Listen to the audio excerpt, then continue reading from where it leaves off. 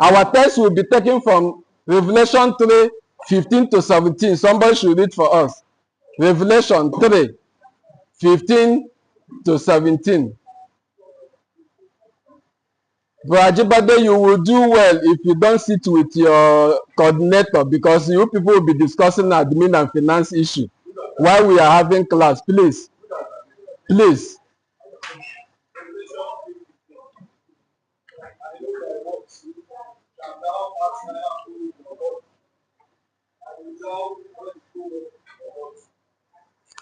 To 17, yeah.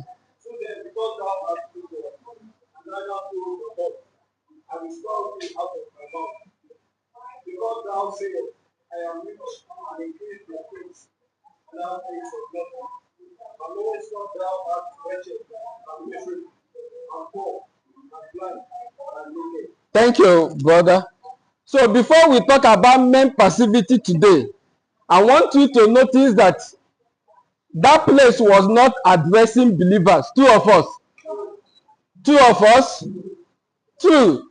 This place was not addressing unbelievers. It was addressing what? The church. The church. Believers in the church. He's speaking directly to the church, to people who show up, people who knew the scriptures, people who look religious on the outside, but who had become spiritually passive on the inside. That's why God said he will do what? He will speak them, he will vomit them. That's another word for that. So let us begin by defining some terms. What do we mean when we say a passive Christianity? Because when we talk about passivity in the church, it is those people that are in the church that will make the church a passive church. So a passive Christian is one who is neither cold nor hot. Is one who is what? Neither cold nor hot. From that place we read earlier in Revelation 3:15. So when you are neither cold nor hot, you are not fully committed to the cause, to the undertaking of being a child of God. You do not oppose the gospel, neither do you defend it. So you are nowhere. You do not oppose the gospel. You are not a troublemaker. Neither are you a what? A peacemaker. And in Matthew 12:30, God said, he who is not with me is what? Against me. So you can't stand in the middle. That's why it's dangerous. And that's why God said, anybody doing that, he will do what? He will vomit the person. And he who does not gather with me do what? Scatter it. That's what that place says. A passive Christian is one who will serve God up to a point. What we mean by that is that this person, when he comes to thou shalt and thou shalt not, that conflict with the way he wants to live his life, then he's a different person. When he wants to live his life in a certain way, and that conflict with what, when God says this and that conflict with what he wants to do, then that is a different person. A passive Christian is one who will serve God when it's easy and convenient. When it's what? But then let us be, we are taking time to define this so that at least it will help us when we get to the lesson proper, we'll understand what we are talking about. Such a person know little or nothing about sacrifice for the cause of Christ. A passive Christian sees no need to attend all the assemblies of the church. I'm careful to use the word see no need. Is different from this person doesn't attend all the assemblies of the church, because I recognize here in Lagos, probably our work, because we are not working for ourselves, because of distance, or because some of us travel and only will come back during the weekend. But what of those that are always around? That's why I use the word, this person does not see any needs. There are some of us that their businesses are around this Ikeja, but you will not see them on Wednesday Bible class. It's only Sunday person. So such a person is a passive Christian. A passive Christian, though he may attend those assemblies or selected few of those assemblies, will not live a life the rest of the week that reflect the worship and the study and the devotion that was discussed on the Lord's Day. So this person is always around. He is there on Monday, Wednesday, Sunday, prayer meeting, evangelism.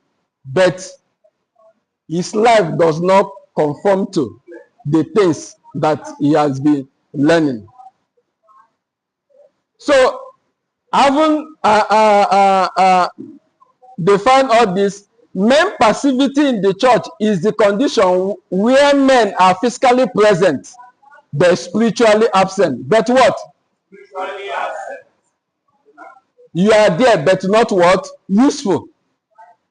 In Igbo, my mother will say, Anoma, no, you are there, but it's as if you are not there. Where they attend services but take no spiritual initiative. Where they are silent when they should speak.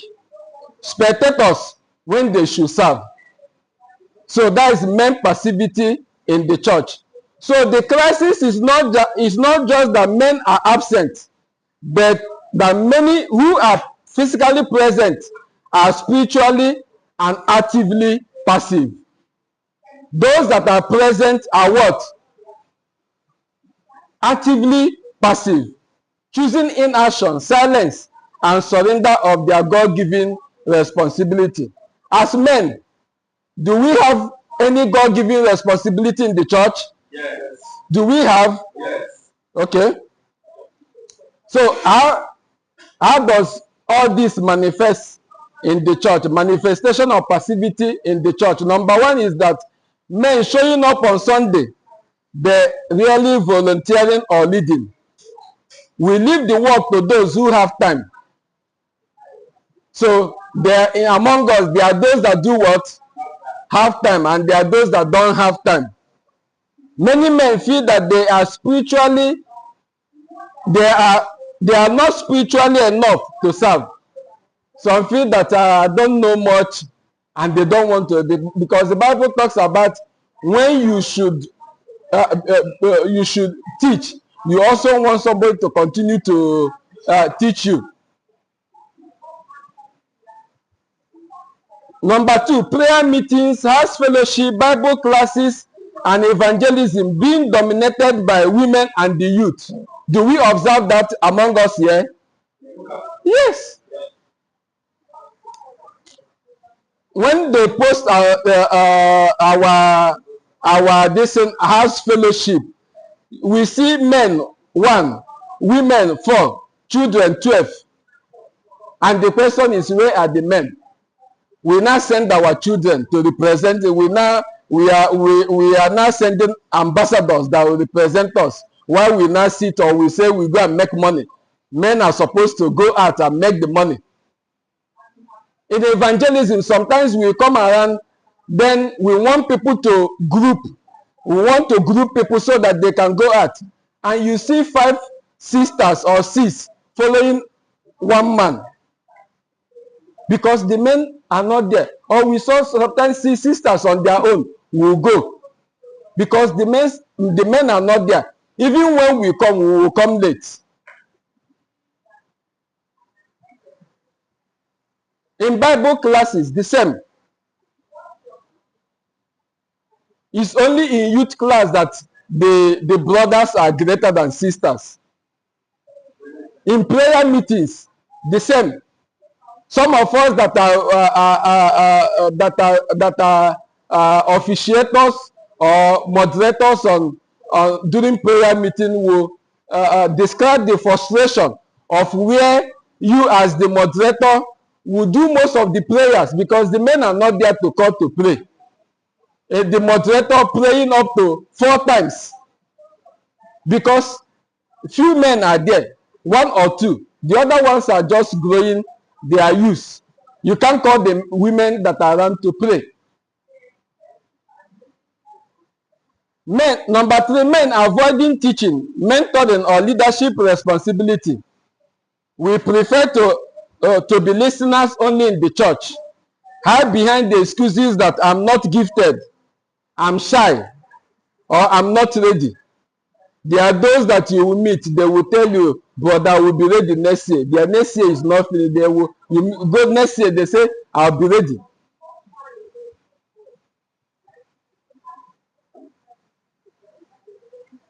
Number 4 is silence in matters of truth and righteousness. When we see wrong and say nothing, and watch the spiritual decline of the church, they don't speak up. So false teaching and immoral behavior will flourish when men refuse to speak. When men refuse to speak, you will see something that is not going well. You say people will not hear it from me. I let those that are leaders. While we have all agreed that as men in this church, we have our God-given responsibility. And one of those God-given responsibility is to speak up when things are not going well. There is no leader, there is nobody that they say that is his work. We depend on the preacher, the youth, or the women to carry the spiritual burden of the church. Some of us will say the minister will handle it. Is the minister not there? Is it not why we are paying him? The women will come, the youth will be there. So these are the things that we see, the manifestation of passivity in the church. So the first heart-probing question we need to answer is that, am I a passive Christian? Am I a passive Christian? This is a question we need to answer and then try to do something about it. The second question is, do I understand the dangerous side effects of men passivity in the church? What kind of Christian am I? What kind of Christian does God want me to be? Because if we are passive in our Christianity, if we are lukewarm in our pursuit, if we live this Christian life with little or no inconvenience to ourselves, if we serve God when, how, and to the degree I decide rather than He, do I understand the inherent dangers of living that passive life?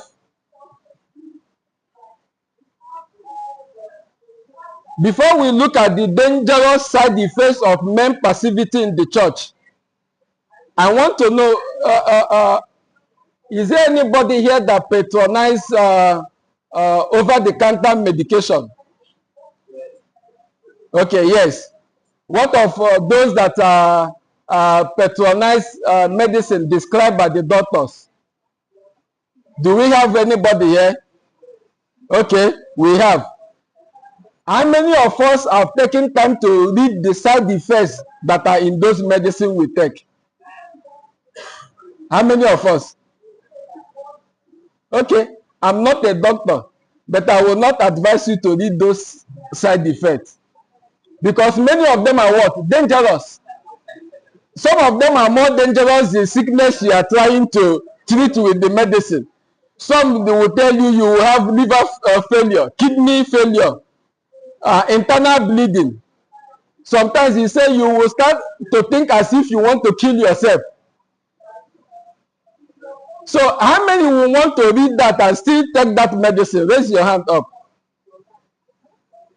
So what that shows that when we recognize dangers when they present itself, but the question is, do we recognize the dangerous side effects of the way we live our Christian life? So one danger in being a passive Christian is that passive Christianity, just like anything else that we are not fully committed to, is more easier to give up. Is what? A passive Christianity is so much easier to give up. The more we are invested in something, the harder it will be for us to give up that thing. Two of us. And the less we are invested in something, the easier it is for us to give up that thing. I want you to think of, please, are we having some distraction? Let us pay attention here, please. I want you to think of two objects in your house.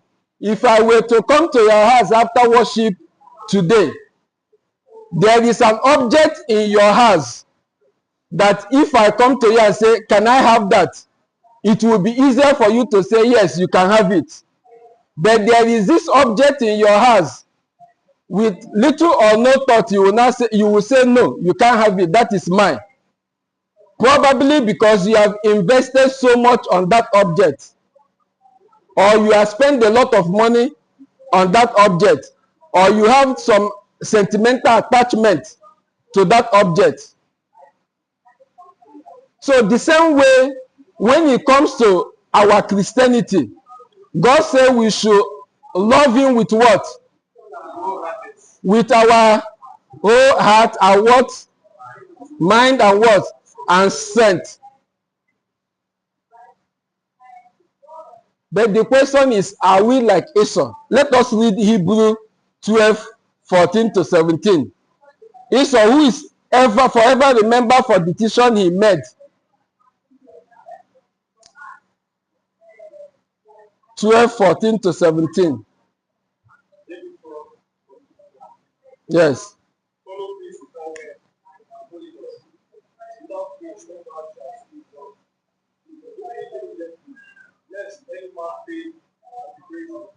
Yes.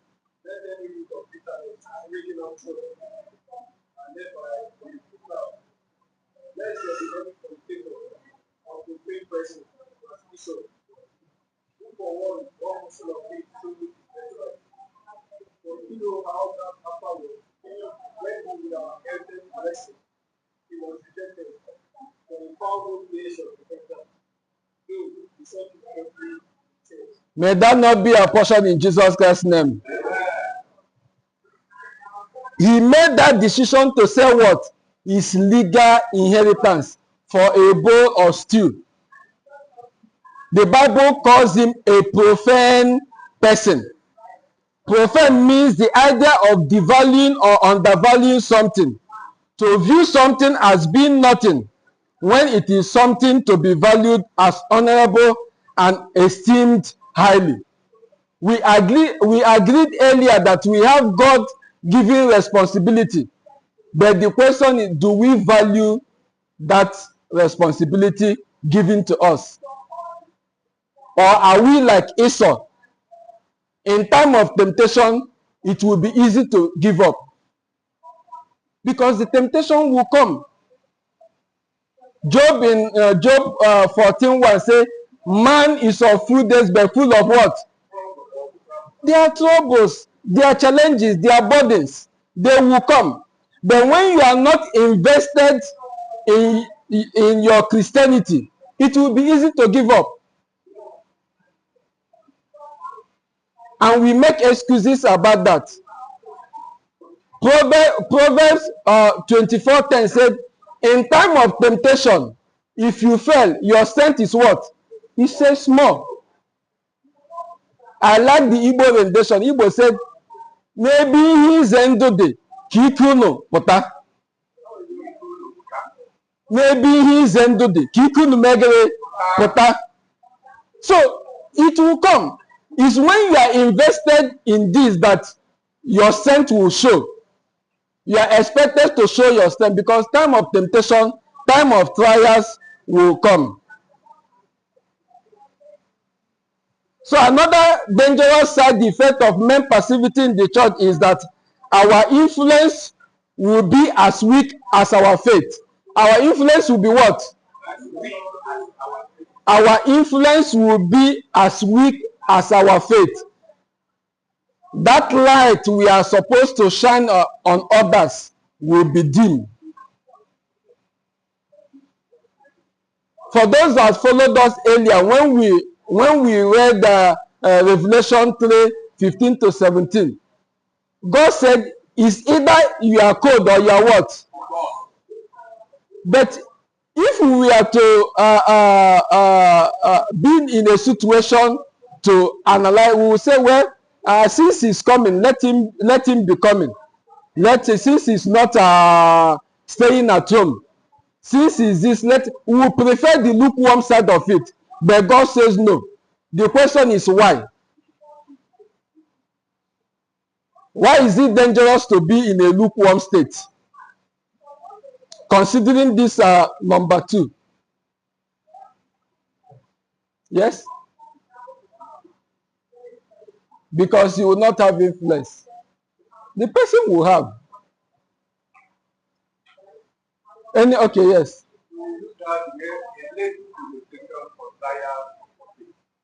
Okay, any other person? Why would God prefer that we are cold or we are hot? That we should not stay at the middle? Considering this number 2 that talks about influence will be as weak as our faith. It is because what some people will ever know of Christ is what they see in us. And what they see in us, they don't like it. That's why God wants either take a stand. When we go to from Ngwa is some villages in Ngwa is closer to Aba, so we do our evangelism mostly there. When we go there, they know Church of Christ people as of Christ. They call us of Christ because we say that we are the one that have Christ. The cherubim people, they call them Nde Chirobena. That means you don't know where they belong. That is how they are known. So, and it's dangerous. People will not take it. People will say, if that is Christianity, I will be in heaven before you. So, if we want to be for Christ, if we want to be hot, let us be red hot, burning for Christ, not lukewarm, not passive in our Christianity. Because our influence will be as weak as our faith. In one of our house fellowship in Oban, when I was with them there, Bro Tete said that some of us are local Christians, that we are not international, we are local Christians. That is only here that they know, we don't go out. But some of us will quarrel with that. But the question, how many of us this year have attended program outside of this Ikeja? I don't want us to raise our hand in order to protect the guilty. But think about it. How many of us? But let us read 1 Thessalonians 1, 2 to 8. 1 Thessalonians 1, 2 to 8.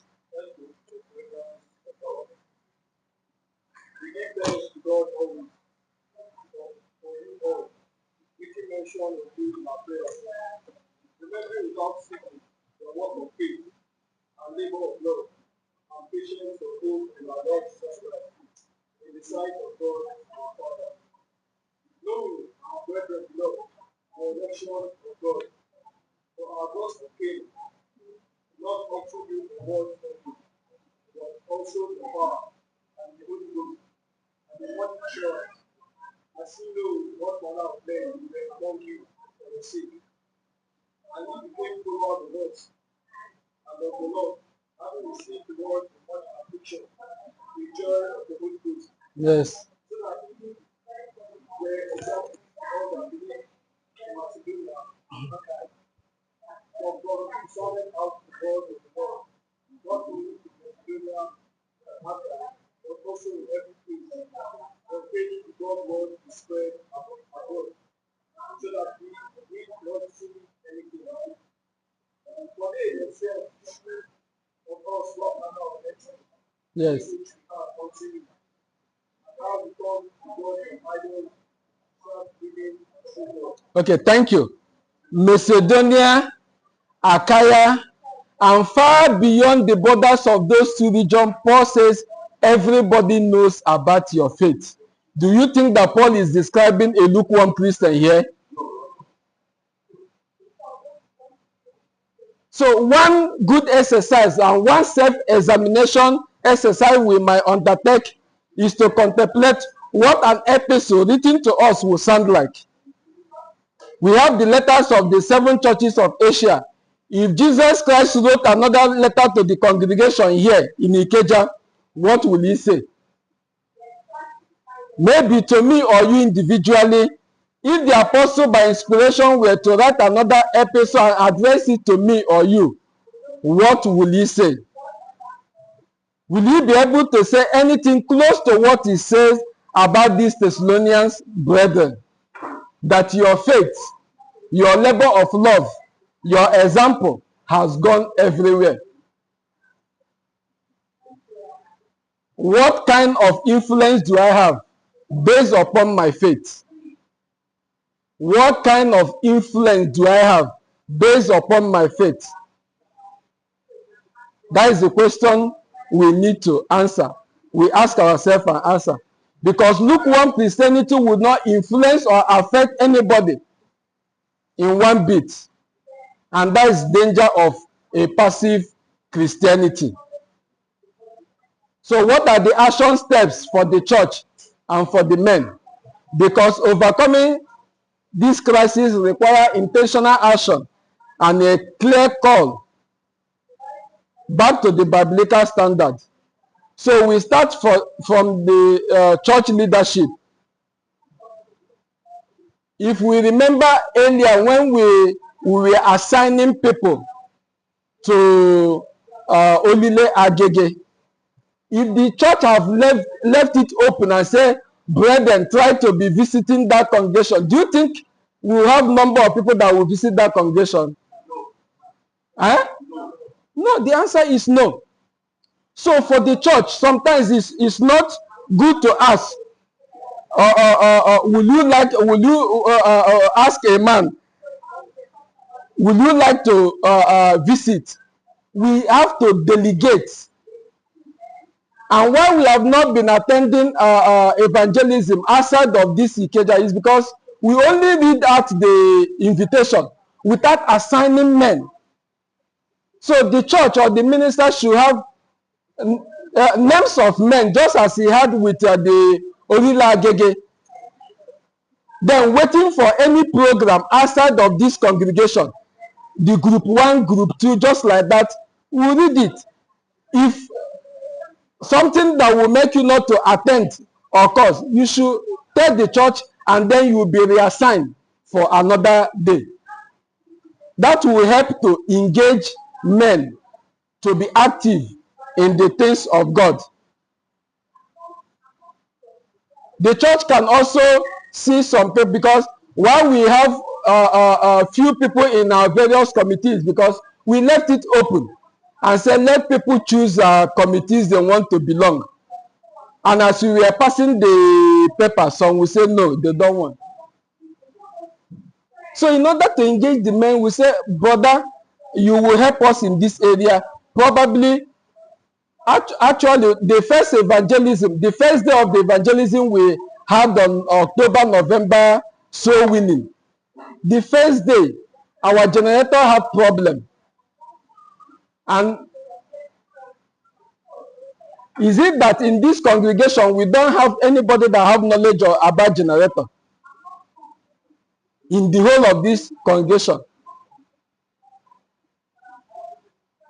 So even the minister, because the men were not there, the minister and Gege have to go and look for a generator repairer, while the minister should be around to make sure things are coordinated well, because the men were not there.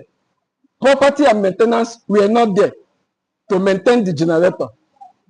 We now have to use our ideas, and we now find out that is the wire that was melting. We now construct them and put it.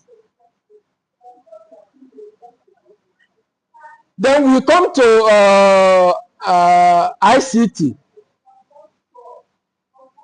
It's more than 3 years that we bought this, and in every year we take this equipment out twice. I was surprised that they were using video call to reach out to the brother that usually feeds this in, to know how to put the plugs. But we have many members in that committee, and they are not active, and they could not do it till the brother arrived. So before we go out, we don't say, brethren, let us come. Let the church say property and maintenance, make sure Bro Owa is around to make sure our generator If our generator fails, it will, or if he will not be around, let him send a mechanic to come and be there and pay for it. Yes, that's how to delegate, because we were embarrassed that day. We invited the minister from another place. We have to be begging him to be patient with us. And when the generator started, despite the fact we came from a very far way, we now reduce his time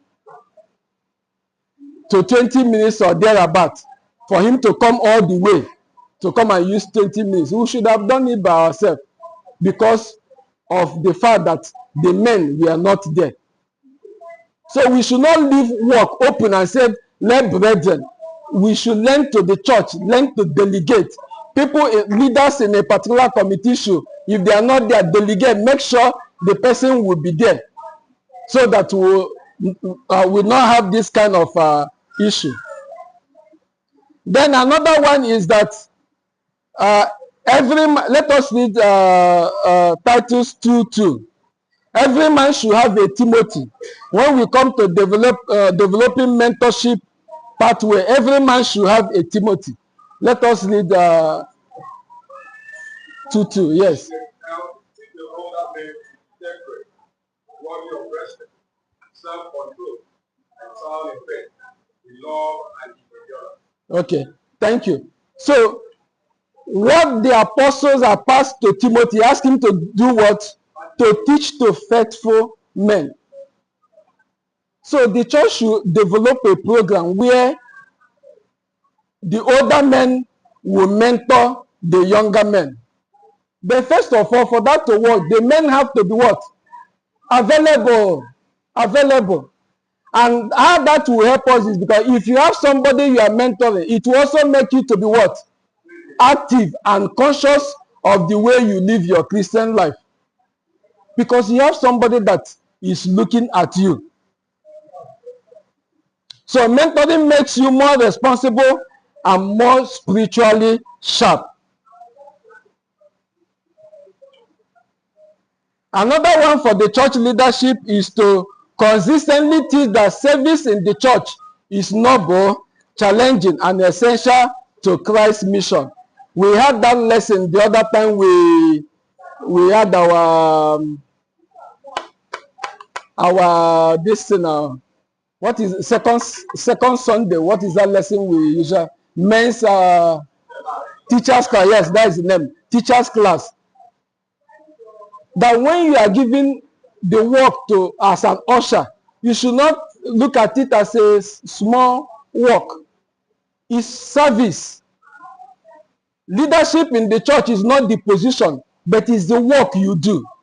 Two of us. It's not the position. It's not when you handle the mic and you talk. That is not the leadership we are talking about. It's the service. So when you are giving that work, you should take it serious. For the individual man, we are through with the church. For the individual man, for individual Christian, initiate and own. Don't wait to be asked. Identify a need.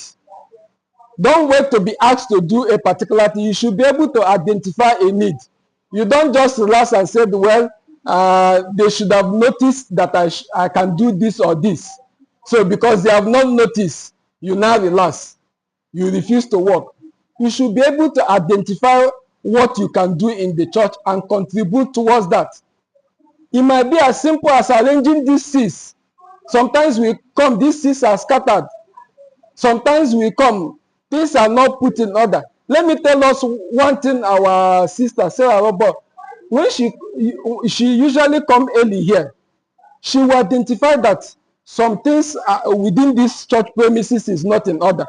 Sometimes she will call Osarebo and then start showing Osarebo. These are work of men.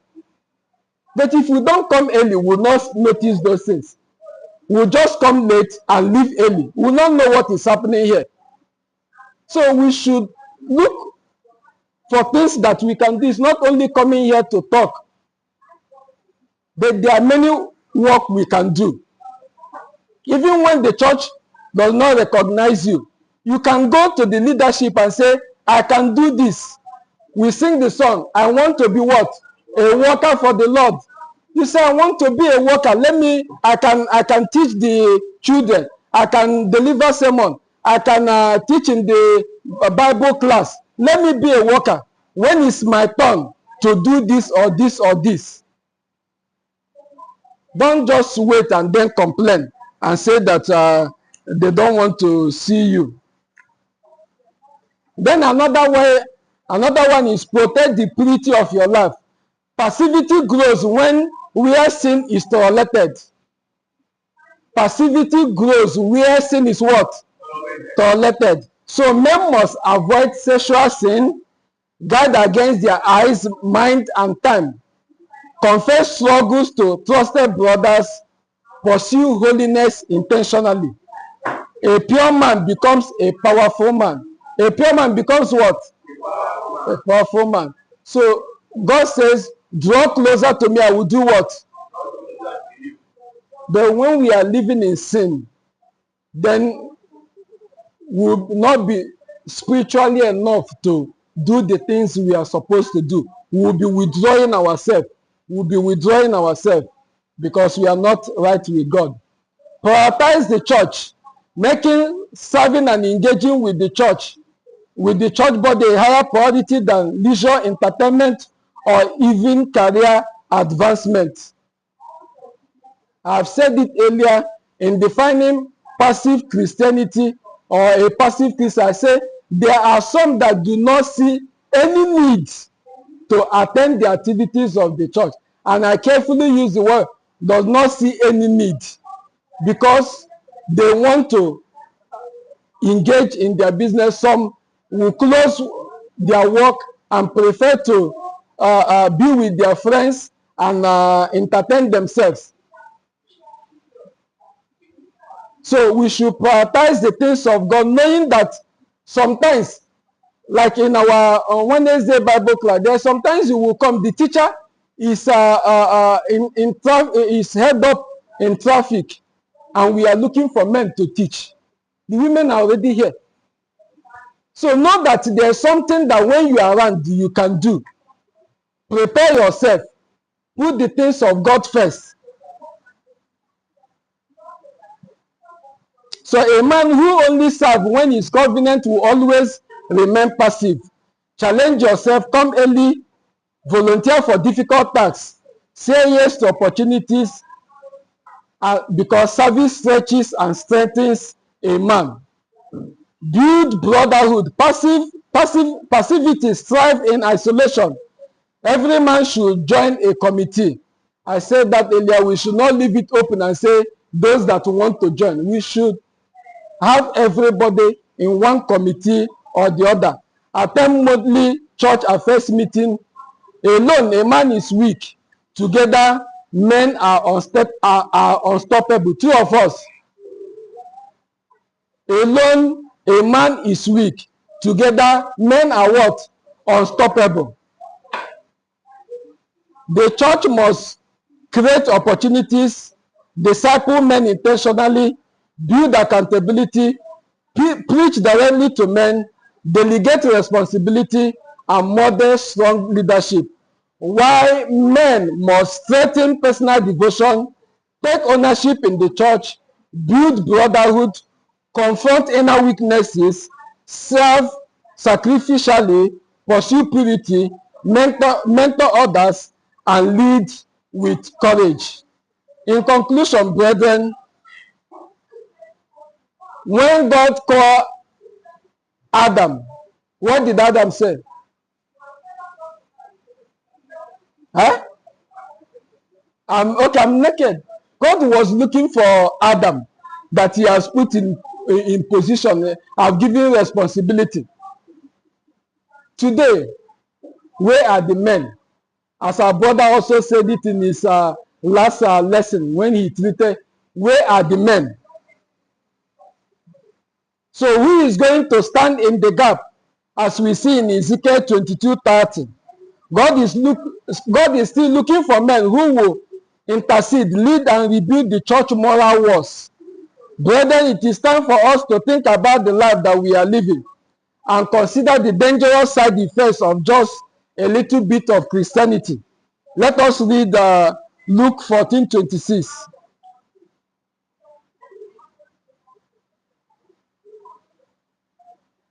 Luke 14:26. Yes. If any man come to me and hate not two mother and brother and wife and children and brethren and sisters, he and his life and his own life also, he cannot be my disciple.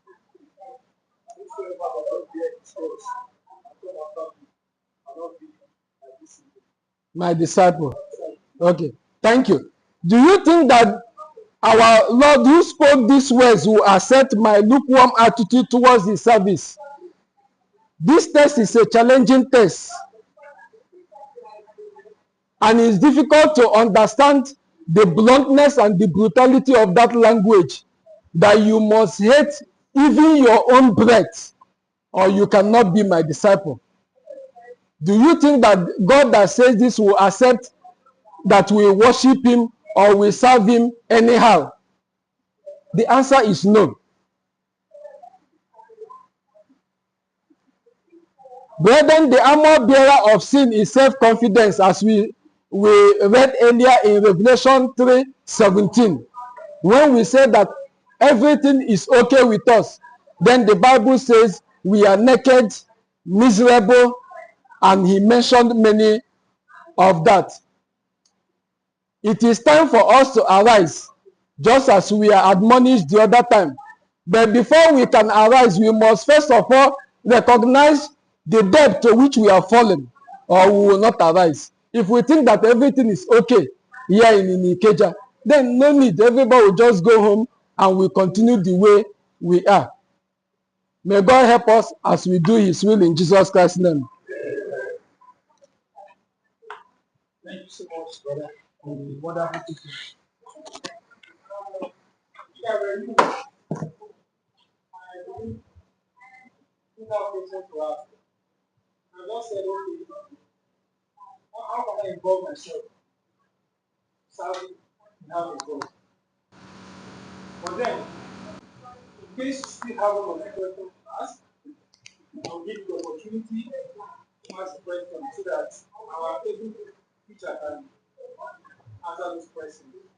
So, from this angle, do you have any question? Okay. Any of these answers?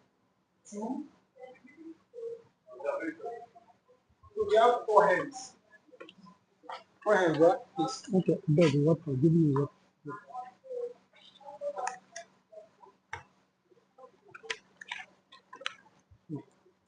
Thank you. Okay. Thank you so much sir, for your answers. I have a question from that in the church of Christ, especially in Lagos State, we have mentors, educators, ministers, and preachers. We have elders and deacons. Then, in the area of evangelism cooperative, when evangelism cooperative for men, you don't see these people. Most of us will be there to be eyes there. The only person that you see there is right there. Now will come there. One about the other. That's my question. Okay. The next question. Yes. Good morning. Good morning. In rising of members in the church, that is, Yes. and one of the foundation you gave us was that when men are present, they're spiritually absent. Correct. And I like the question you asked, not like what are the love you actually do when you are there? Where are the men? So I'll start with please, you answer me. I've been in the Lord church very few years anyway. I've had a lesson on life cycle of a Christian. And I also know the spiritual leadership and the qualification of that leadership. First Timothy chapter 3, Titus chapter 1. And we do know that most congregations in the Lord Church do not have this spiritual leadership and the elders of people. Could it be as a result of the fact that our men in the church are spiritually passive? That is number one. Number two, Yes. because we are having this lesson twice in different it means it's very important to us for the church. Do we have a commitment here and now that we would demonstrate what we have learned thus far in these two sessions? First, coming December 6th, 2026, I mean 2025, that Saturday coming in Maryland, when we have men demonstrating that they have moved away from us. Okay. Next question. Next question. His own is contribution. A question. Okay, but Tete. Why is only asking from the faith? Yes, after killing for yes, we will deliver and this person. You're welcome. Okay, so let's start from Archibald. So you can see that men passivity is not only here in Ikeja, but it extends to churches of Christ all over, from what our brother is saying. I don't know why we will have a evangelism cooperative, and then the people that are supposed to lead are not there. That is the problem. That is the crisis. That is the danger we are facing. I can remember that we usually have in this congregation evening service, but gradually, that evening service nobody is talking about it again. So why it is a danger is because if we continue like this, there will be no more church gathering again. There will be no more. So that is why it's a crisis. That's why we are even looking at this church, so that we don't continue in this way. So it's a problem that is not peculiar to Ikeja here, but we are trying to deal our own. Then hoping that as the ministers, when they have their forum, or anybody that is in their forum, will also alert them of the problem that they are facing in that area. That is what I can say. Then our brother, why we don't have, is it because men? Yes, it's because men are passive. The only time men will want to be serious and be deceiving themselves is when we now roll out list of potential elders and deacons. That's when they will not be serious. You see them in Wednesday Bible camp. You see them in prayer meetings. You see them, they start deceiving themselves. So if we are ready for elders and deacons, it is now that we will see people working, actively involved in the things of God. It will not be difficult for us to say this person is qualified. This person is qualified. Now when that time reach, what some congregation will do when that time reach, they say, these are the potential ones, let us go to their house and be telling them. That's not it. Because after you have successfully groomed them and their elders and deacons, they do what? They go back. They go back. We have something that was enticing them. You are giving it to them. They do what? They go back. When in time of temptation, in time of trouble, the person will not show his color. So it's a problem. The Ikeja congregation is thinking about having elders and deacons, but not this way. Not the way not on a prayer meeting, on a fasting and praying time. The moderator, the song leader, the person that will give admonition is the only man in the assembly. Is the only man. In prayer, in vigil, the moderator will take almost 5 prayers because the men are not there to pray. Not that way. Wednesday Bible class, the same thing. The youth, actually, in most of the programs we have, the youth will go to their platform and be organizing because they know we are not serious. That youth evangelism, the fact they call it youth evangelism, is not restricted to the youth. Oh. Is it restricted to the youth? But the youth will be preparing, will be having names. No men. No men. Because when I attended, I see men, elderly people. Botete was there. And F.I. Okon, and the preacher of Maryland. The youth will just go and be organizing themselves. So we are leaving the work to the youth, unless you want to wait for the next 15 years.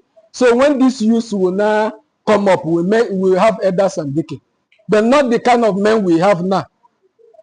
Not the kind of men we have now. That is the truth about it.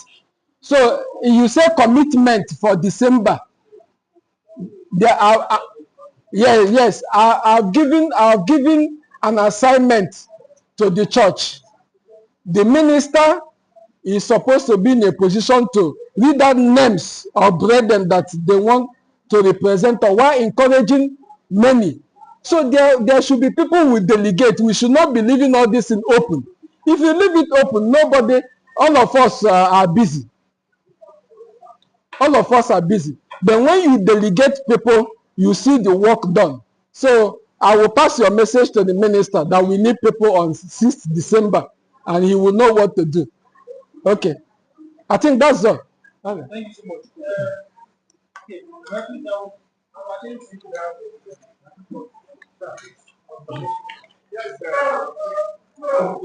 not like Dave gave this kind of brethren, you have that action plan from the come up. How do we come up with action plan to put what you people have thought of into action? That is my own concern. This meeting, can any of you raise this thing that you put action plan to checkmate those areas you have seen that pointed out and wounded? But that will only help us, not teaching it to be alone and going to.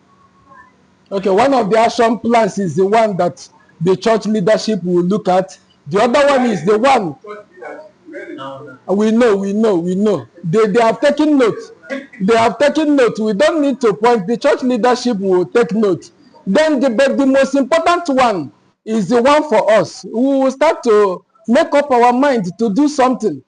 You make up our mind. But if you want to dismiss it and say you are comfortable with the way you are, then there will be no change.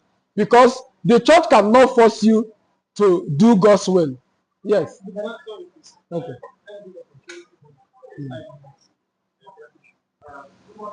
Good morning. So, but I already kind of put what I have in mind. So we already know what we have. So we teach it, we say that's the challenge that we have. But the fact is, knowing the problem is not the way forward to go. How do we ensure that we are able to influence the next person? It's not about Pedro saying we want to sell Hamlet, we want to have elders and people. That's not the only point.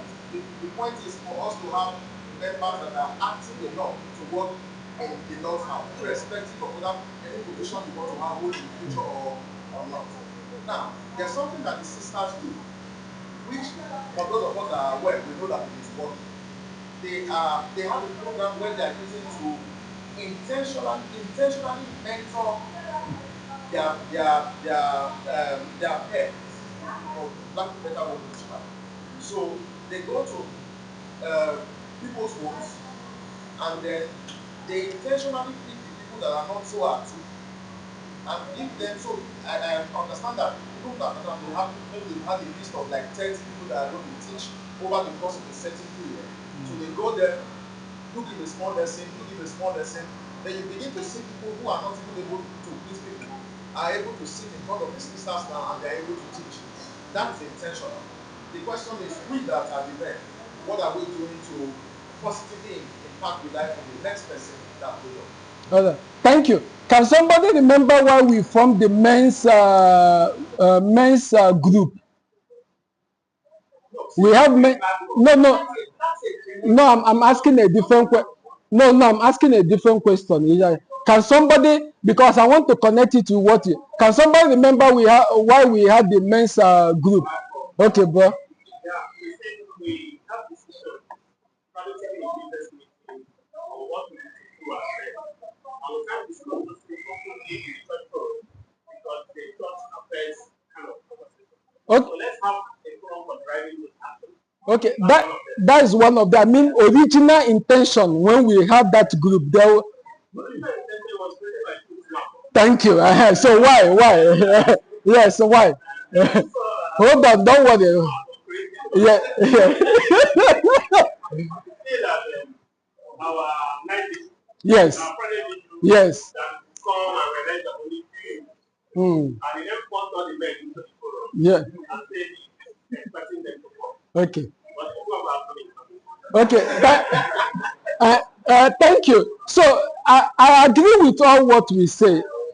First thing is that we have to make up our minds, because we are good in informing activities, and gradually the initial gara and the next thing everything will do end. When Bochu started, the people we start showing some signs, but now what is happening? So it's something that we will not decide. First of all, let us go home and think about before we now talk about how to. All our ideas, like our brother say, is good. We mentor people, we teach people, we try to bring them up, but availability is important. Showing good example is important. So that is what we first of all go home on ourselves, prepare ourselves, make ourselves available. So that is the thing. Thank you so much. Thank God for the teaching we had. So